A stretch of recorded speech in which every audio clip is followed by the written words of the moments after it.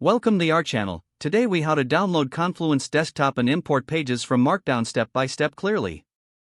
To download Confluence desktop, begin by visiting the Atlassian website. Navigate to the Confluence product page. Locate the download section for the Confluence desktop application. Choose the appropriate version for your operating system, either Windows or Mac OS. Click on the download button to start the downloading process. Once the download is complete, open the installer file. Follow the on-screen instructions to install Confluence Desktop on your device. After installation, launch the Confluence Desktop application. You'll be prompted to log in to your Atlassian account. Enter your credentials and click the Login button. Once logged in, you'll see the main interface of Confluence Desktop. Now, let's import pages from Markdown. Prepare your Markdown files on your computer. In Confluence Desktop, navigate to the space where you want to import the pages.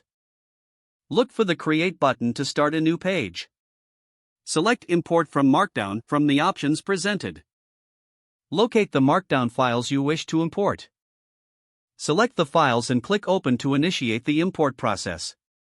Confluence will convert the Markdown files into its format. Review the imported pages for accuracy and formatting. Make any necessary adjustments to the content. Once satisfied, click Publish to save the pages to Confluence. Your pages are now successfully imported and available for use. You have successfully downloaded Confluence Desktop and imported pages from Markdown. If the page does not load, refresh the browser or try again in a private or incognito window.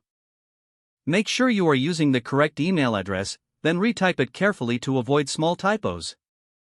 If your password is not accepted, use the reset option and create a new strong password you can remember. Check your spam folder for verification or security emails, then complete any requested confirmation steps. Don't forget to like this video and subscribe to our channel for more step-by-step tech guides.